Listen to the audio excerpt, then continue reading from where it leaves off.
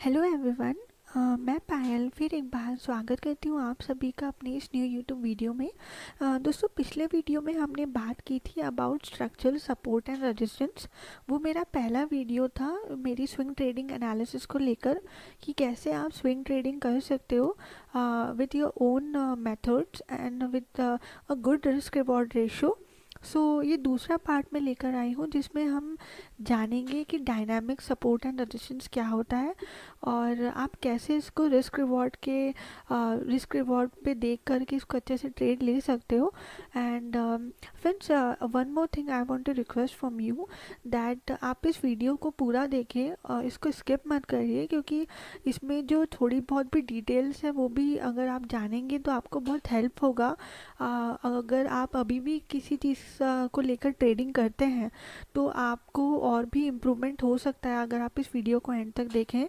तो ये रिक्वेस्ट है आपसे कि आप इस वीडियो को पूरा देखें, और अगर ये वीडियो आपको पसंद आए तो प्लीज़ मेरे चैनल को सब्सक्राइब करिए। मेरा चैनल अभी न्यू है तो I want your support so I can bring a lot of good content and learning content from you for you. So let's go and let's find out what is dynamic support and resistance are. So um,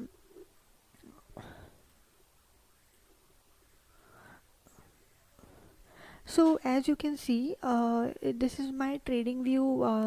This is a trading view website where I see lot of charts and analyze it. इस video में अभी आपको पूरी जो screen है वो आपको यहाँ पे ब्लैंक दिखेगी। यहाँ पे कोई चार्ट नहीं है because I want to draw something.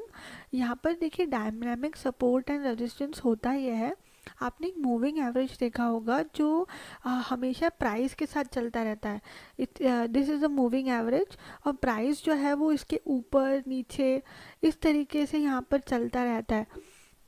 तो जो डायनामिक सपोर्ट एंड रेजिस्टेंस होता है वो होता ये है कि प्राइस जो है वो 200 डे मूविंग एवरेज के पास आ रहा है, अप ट्रेंड में सपोर्ट ले रहा है एंड अगेन से उस लेवल से बाउंस बैक कर रहा है, फिर अगेन नीचे आ रहा है और उसी लेवल को उसी मूविंग एवरेज को सपोर्ट दे रहा है, रिस्पेक्ट दे रहा है, अगेन बाउंस बैक कर रहा है। लेकिन जब हम यहाँ पर देखते हैं कि जो स्टॉक है वो एक रेंज बाउंड टेरिटरी में जाता है, तब वो स्टॉक मूविंग एवरेज जब इस तरीके का हो जाता है फ्लैट, और जो प्राइस है वो इस तरीके से उसमें मूव करने लगता है एक रेंज बाउंड की तरह। और जब डाउन ट्रेंड चलता है, जब मार्केट का डाउन ट्रेंड चलता है तो मूविंग एवरेज की जो स्लोप है वो एक डाउन साइड में जाती है प्राइस के साथ साथ। तो प्राइस हमेशा उस लेवल को यहाँ पे टच करेगा, फिर वापस से एक डाउन साइड आएगा, फिर अगेन टच करेगा, फिर डाउन साइड आएगा। तो इस तरीके से वो मूविंग एवरेजेस को ट्रेंड में बहुत हेल्प करता है, मतलब मूविंग एवरेज प्राइस को बहुत हेल्प करता है और as a support and resistance उसको रिस्पेक्ट देता है। मैं यहाँ पर आपको कुछ एग्जाम्पल बता दूं। जैसे आप यहाँ पर देख सकते हैं कि ये रिलायंस का चार्ट है, ठीक है। अभी यहाँ पे नेकेड चार्ट है, but what we will do is we will apply 200 day moving average. यहाँ पर you have to select 200 day moving average of exponential, not simple moving average. यहाँ हम यहाँ पे डिप्लॉय कर देते हैं। देखिए द प्राइस, जो प्राइस है रिलायंस का वो एक अप ट्रेंड में है, तो यहाँ पर आप देख सकते हैं कि प्राइस ने मल्टीपल सपोर्ट्स यहाँ मूविंग एवरेज के लिए थे, first, second, third and fourth. यहाँ पर आप देख सकते हो जो स्लोप है, यहाँ पे जो रिलायंस के जो मूविंग एवरेज है उसका जो स्लोप है वो एक अपसाइड के टेरिटरी में जा रहा है। तो यहाँ पर आपको सिर्फ और सिर्फ सपोर्ट्स ढूंढना है। जैसे कि मैंने आपको अपने प्रीवियस वीडियोस में बताया था कि आपको अप ट्रेंड में सिर्फ और सिर्फ सपोर्ट्स ढूंढना है, डाउन ट्रेंड में आपको सिर्फ और सिर्फ रेजिस्टेंस ढूंढना है। और दूसरी इम्पॉर्टेंट बात यह है कि जब भी आप डायनामिक सपोर्ट एंड रेजिस्टेंस ढूंढें तब आपको एक स्ट्रक्चर का वेट करना है। ऐसा नहीं है कि रिलायंस इस लेवल पे आया और उसने एक बस यहाँ पे एक सपोर्ट ले लिया और आपने बाय कर लिया, नहीं, मल्टीपल सपोर्ट्स होने चाहिए उस लेवल पे, लाइक दिस। तो तो आपको वो बहुत स्ट्रांगली एक स्ट्रॉन्ग सपोर्ट बहुत आपके लिए माना जाएगा। और यहाँ पर आप अगर इस लेवल के आसपास भी आप अगर ट्रेड लेंगे अपना, और इस लेवल के आसपास अपना स्टॉप लॉस रखेंगे सपोर्ट के नीचे जो उसने मल्टीपल सपोर्ट्स लिए हैं, वहाँ से भी आपका रिस्क रिवॉर्ड रेशियो बहुत अच्छा हो जाएगा। तो अगर आपने इस लेवल के आसपास भी ट्रेड लिया होता और अपना स्टॉप लॉस सपोर्ट के नीचे रखा होता, तो भी आपको ऑलमोस्ट अभी 1:2 या 1:3 के आसपास आपको स्विंग ट्रेडिंग में यहाँ पर रिटर्न मिलता। अभी भी आप देखिए, आप अपने पोजीशंस को होल्ड कर सकते हैं। तो ऐसा भी हो सकता है कि रिलायंस यहाँ से और भी आगे बढ़े या वापस से आपके सपोर्ट लेवल पे आए, you don't know. But the thing is कि आपको यहाँ पर रिस्क रिवॉर्ड रेशियो बहुत अच्छा मिलेगा। तो हम और यहाँ पे चेक कर लेते हैं। यहाँ इस लेवल पे देखिए, यहाँ पर मल्टीपल यहाँ पे सपोर्ट्स लिए, डायनामिक सपोर्ट्स। देखिए इस लेवल पे प्राइस अगेन वेंट अप, फिर वापस प्राइस इस लेवल पे आया, then price again went up. फिर आप देखिए कि आगे चलकर प्राइस ने फिर लगभग इसी लेवल का ही सपोर्ट लिया और उसके बाद में प्राइस वहाँ से फिर ऊपर गया। तो जो डायनामिक सपोर्ट एंड रेजिस्टेंस है, वहाँ पर भी आपको एक तरीके से बहुत अच्छा रिस्क रिवॉर्ड रेशियो मिल सकता है। और आपको ये चीज़ इसमें बहुत अच्छे से ध्यान रखनी है कि आप अप ट्रेंड में सिर्फ सपोर्ट्स ढूंढिए। अगर आप यहाँ पे सोचते कि इस लेवल की यहाँ पे नीचे चले गया, जैसे मैंने आपको पिछले वीडियो में बताया था कि भले ही अप ट्रेंड में सपोर्ट्स ब्रेक हो जाए, लेकिन आपको शॉर्ट नहीं करना है। आप यहाँ पर देखिए कि एक जो रिलायंस है वो अप ट्रेंड में था और इस सपोर्ट को यहाँ पर रिलायंस ने ब्रेक किया, लेकिन वापस से वो सपोर्ट के ऊपर आया और उसने यहाँ पर फिर से सपोर्ट के ऊपर आया, यहाँ पे सपोर्ट लिया और उसने अपना ट्रेंड ऊपर कंटिन्यू किया।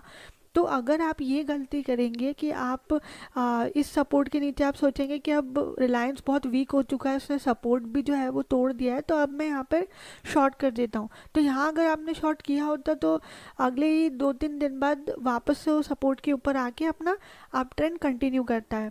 यही रीज़न है कि आपको अप ट्रेंड में सिर्फ और सिर्फ सपोर्ट को रिस्पेक्ट देना चाहिए, ना कि उस पर सेलिंग की अपॉर्चुनिटीज़ फाइंड आउट करनी चाहिए। अब मैं आपको यहाँ पर और भी रीजंस और भी चीज़ें बता दूँ। ये देखिए इस लेवल पे देखिए, यहाँ पर भी मल्टीपल टचेस लिए हैं, ये डायनामिक सपोर्ट एंड रेजिस्टेंस। सी ये एक स्लोप जो है रिलायंस का, वो देखिए एक अप ट्रेंड में है और देखिए यहाँ पे मल्टीपल सपोर्ट्स इसने लिए हैं। ये देखिए इस तरीके से आपको यहाँ पर रिस्क रिवॉर्ड रेशियो बहुत अच्छा मिलता है अगर आप ऐसे डायनामिक सपोर्ट एंड रेजिस्टेंस देखते हैं, जहाँ पर मूविंग एवरेज जो है वो मूविंग एवरेज के पास में आप मल्टीपल सपोर्ट लेकर एक स्ट्रक्चर बना रहा है।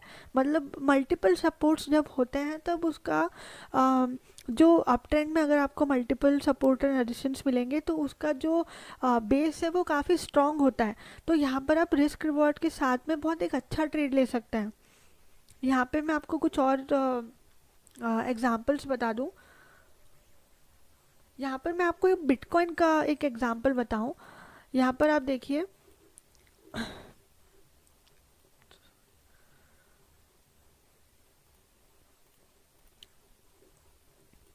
इस लेवल पे आप देखिए जो बिटकॉइन है, अभी उसका बिटकॉइन का जो मूविंग एवरेज है वो इतना डेवलप नहीं हुआ है, लेकिन जितना भी डेवलप हुआ है यहाँ पर आप देखिए कि मूविंग एवरेज का जो स्लोप था वो एक नीचे जा रहा था, एक डाउन साइड स्लोप था। तो इस लेवल के आसपास वो एक रेजिस्टेंस बना रहा था, इस लेवल के आसपास फर्स्ट सेकंड, और इसने अब वो रेजिस्टेंस यहाँ पर इस लेवल के आसपास उसने ब्रेक किया। जो रेजिस्टेंस था वो एक सपोर्ट एक्ट किया और सपोर्ट के बाद में उसने एक अपनी रैली कंटिन्यू करी। अभी भी आप देखिए कि आज जो फॉल आया है बिटकॉइन के अंदर, उसने इसी लेवल के आसपास जो उसने प्रीवियसली उसका रेजिस्टेंस था वो उसने एज ए सपोर्ट एक्ट किया और वापस से प्राइस एक ह्यूज डाउन साइड जाकर के अभी उसने 9 या 10,000 नीचे से यहाँ पे कवर कर लिया अपने सपोर्ट लेवल से। तो this is how support and dynamic support and resistance work. और मैं आपको यहाँ पर एग्जांपल बता दूँ, कुछ एक रेंज बाउंड वाले भी बता दूँ ताकि आपको ऐसा ना लगे कि ये जो सारे स्टॉक्स हैं ये ट्रेंडिंग मार्केट के हैं। मैं आपको ऐसे बता दूं, जो काफ़ी टाइम से एक रेंज बाउंड लेवल पे थे। यहाँ पे आप देख सकते हो कि यहाँ पे जैसे कि मैंने आपको बताया कि जब मूविंग एवरेज लाइन जो है वो फ्लैट हो जाए और प्राइस उसके ऊपर नीचे ही घूमता रहे, तब आपको उसकी एक लॉन्ग रेंज लेनी है। जैसे इस लेवल से यहाँ से वो मल्टीपल सपोर्ट्स उसने लिए थे और यहाँ तक के, यहाँ पे उसने मल्टीपल सपोर्ट्स लिए थे, सॉरी रेजिस्टेंस लिए थे। तो आप देख सकते हो ये उसका पहला सपोर्ट, ये दूसरा सपोर्ट, ये तीसरा सपोर्ट, और ऊपर के जो लेवल पे उसने एक रेंज बनाई थी वो भी इस लेवल पे बनाई थी, ये और ये। मैंने आपको, अगर आपने मेरा कल वीडियो, जो मेरा पिछला वीडियो है, अगर आपने वो ध्यान से देखा होता तो यहाँ वहाँ पर मैंने आपको बताया था कि जब स्टॉक एक रेंज बाउंड टेरिटरी में होता है या एक डाउन साइड की टेरिटरी में होता है, तब आपको ब्रेकआउट्स को अवॉइड करना है। तो यहाँ पर देखिए वो एक रेंज में था, ना वो डाउन साइड की स्लोप थी उसकी और ना उसकी अप साइड की थी। तो उसने देखिए एक ब्रेकआउट दिया और वो ब्रेकआउट फेल हो गया। तो आपको सिर्फ यहाँ पर एक रेंज को ट्रेड करना है। जब भी आप मूविंग एवरेज देखेंगे एक फ्लैट लाइन पर है और इस तरीके की रेंज बनाएंगे, तब आपको ये देखना है कि उसकी रेंज कैसी है, उस स्विंग को ट्रेड करना है। जैसे आपने सपोर्ट पे बाय किया, रेजिस्टेंस पे सेल किया, फिर सपोर्ट पे बाय किया, फिर रेजिस्टेंस पे सेल किया, तो इसमें आपको स्विंग्स अपॉर्चुनिटी भी बहुत अच्छी मिलती है। यहाँ पर आप देखिए कि उसने एक डाउन साइड लिया, यहाँ पे ब्रेक डाउन लिया, अगेन वो एक ऊपर आया और उसके बाद में उसने एक अपसाइड का मूव दिया, और अभी उसका जो स्लोप है, जो मूविंग एवरेज का स्लोप है, वो अभी अपसाइड की टेरिटरी में जा रहा है। और यहाँ पर मैं आपको डाउन साइड के भी कुछ एग्जांपल बता दूँ। देखिए यहाँ पे आप देख सकते हैं कि जो स्लोप है, जो मूविंग एवरेज का स्लोप है, वो एक कंटिन्यूसली एक डाउन साइड जा रहा है, ना वो एक सीधी लाइन में है, ना वो अप साइड जा रहा है, सिर्फ एकदम डाउन जा रहा है। तो what you need to do is you need to find resistance, because आपको एक अच्छे लेवल पे शॉर्ट करने का मौका मिले। लेट्स से फॉर एग्जांपल इस लेवल पे देखिए, इस लेवल पे उसने मूविंग एवरेज को टच किया, अगेन डाउन, फिर टच किया उसी लेवल पे, देन अगेन डाउन। फिर देखिए इस लेवल पे, इस लेवल पे भी उसने कंटिन्यूसली यहाँ पे टच लिया, अगेन टच लिया, फिर वापस से मूविंग एवरेज पे टच लिया, और अपनी जो डाउन साइड की लेवल था वो उसने कंटिन्यू किया। फिर उसने यहाँ पर एक फॉल्स ब्रेकआउट दिया और वापस नीचे आया। तो आपको फॉल्स ब्रेकआउट से बचना है, और उसका सबसे अच्छा तरीका यह है कि जिस जगह ट्रेंड है उस जगह ही आपको उसको रिस्पेक्ट देना है। ये देखिए इस लेवल पे जब वो अपसाइड टेरिटरी में था तो उसने इस लेवल पे रेजिस्टेंस लिए, ये देखिए फर्स्ट, सेकंड, थर्ड, और अपने जो अप ट्रेंड है वो कंटिन्यू किया। तो जब ऐसे तरीके से आप अपना ट्रेडिंग करोगे, अपने स्विंग ट्रेडिंग अपॉर्चुनिटीज़ आपको ऐसे मिलेगी, तब आपका मेन इंपॉर्टेंट चीज़ ये है कि रिस्क रिवॉर्ड रेशियो बहुत ज़्यादा अच्छा होगा। हो सकता है कि आप शुरू शुरू में इसको थोड़ा आइडेंटिफाई नहीं कर पाए, या आपका जो ट्रेड में आप थोड़ी सी परेशानी हो रही है आपको, आप उसको कंटिन्यू करें। और सबसे इम्पॉर्टेंट बात मेरी ये रहेगी कि अपनी पोजीशन साइजिंग कम रखिए, क्योंकि जब आप पोजीशन साइजिंग कम रखते हैं तो आप, अगर वो आपका ट्रेड फेल भी हो जाता है तो आप उसको एनालाइज करके दूसरे ट्रेड में वापस से जा सकते हैं। और आपको इसमें रिस्क रिवॉर्ड रेशियो इतना अच्छा मिलता है कि आप अगर 2 ट्रेड भी कंटिन्यूसली लॉस करते हैं और तीसरा ट्रेड आपका प्रॉफिटेबल होता है, तो आपका भी जो 2 लॉसेस हुए हैं पिछले ट्रेड में, वो आपके यहाँ पर इजीली आपको यहाँ पे प्रॉफिट दे देंगे। तो आपको ये चीज़ का ध्यान रखना है। देखिए यहाँ मल्टीपल इसने सपोर्ट लिया है, देखिए इस लेवल पे लिया है कंटिन्यूसली, इस लेवल पे लिया है। तो आप इस लेवल ट्रेंड के साथ चलेंगे ना तो आपको काफ़ी हेल्प होगी। ये मुझे काफ़ी ज़्यादा हेल्प करता है, डायनामिक सपोर्ट एंड रेजिस्टेंस। तो आप ये ट्राई कर सकते हैं, आप इसको अभी प्रैक्टिस करिए। अगर कोई भी डाउट आपको ऐसा लगता है कि आपको कोई चीज़ समझ में ना आई हो, तो आप कमेंट बॉक्स में लिख सकते हैं। उम्मीद करती हूँ आपको मेरा ये वीडियो पसंद आया होगा। अगर आपको मेरा वीडियो पसंद आए तो आप प्लीज़ मेरे इस चैनल को सब्सक्राइब करिए और इस वीडियो को लाइक ज़रूर करिए।